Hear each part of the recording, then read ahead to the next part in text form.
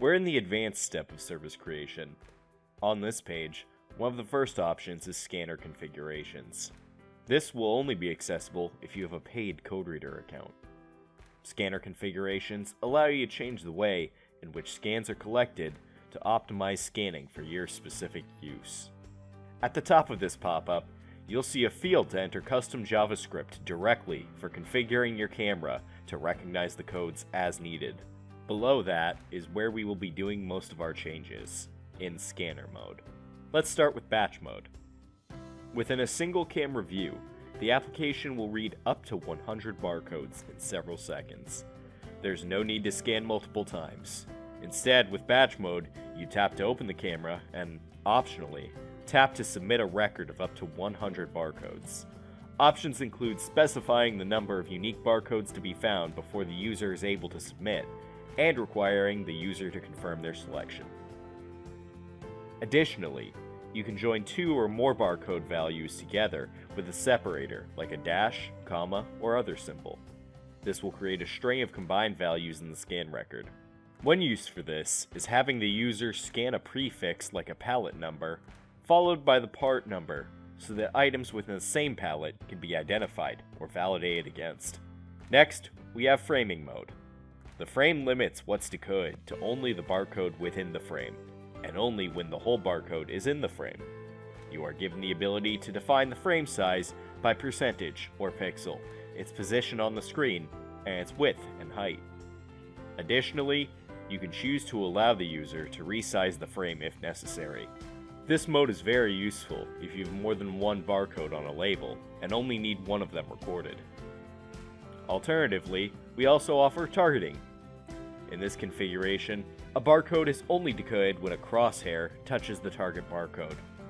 You may use this mode when in a similar situation of multiple barcodes existing on the same label but are too close together to effectively use framing mode. Administrators can predefine the crosshair size and shape. Another option is selecting mode. With this, all the barcodes in the camera view are decoded and presented to the app user in list form. They can then select one or more barcodes to capture. Our final option for scanner modes is Fusion.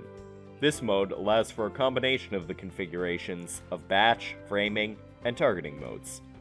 In addition, you will see the option both here and on framing mode to enable Smart Scan. Let's explore this feature. What you are creating with Smart Scan is called a filter set. Within the filter, the barcodes the user scans must match a specific pattern you define here. Essentially, this can be used to ensure that out of many mixed unique codes, a user only scans the necessary few. All of the codes scanned as part of this set can be joined together, much like in batch mode. By adding multiple barcodes, you are specifying for the filter how many codes are expected to exist in the scan. If one of the values is not required to complete the set, this can be defined by checking the Not Required box. You are also able to input the expected barcode symbology and/or pattern for the value's characters should that exist. Finally, for each barcode in the filter, you can choose to have the barcode matching this profile recorded or not. Ultimately, Smart Scan is a very powerful but also somewhat complex tool to configure. As such, it is part of our advanced settings and designed for use in more specific scenarios with specific parameters. Finally, with all of the scanner configuration options, you can select a custom barcode format. Select as many types of barcodes as you will be scanning, such as EAN13 or UPCA, so that the app knows what to recognize and thus improve scanning to be even faster. Additionally, you are always able to enable the front camera as well as choose what triggers scanning. In hold triggering, an on-screen button will appear when the camera is open. When the button is held, the scanner will look for input. The camera will not trigger a scan unless the button is held by the app user. Whereas, in toggle scanning, the on-screen button can be tapped to turn it on and off.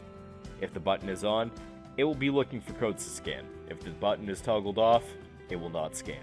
Know that while all of these modes are extremely useful in many different use cases, none of them are required to configure your scanning in general use. Our scan engine is even faster when configured to your needs, but still very fast on its default settings.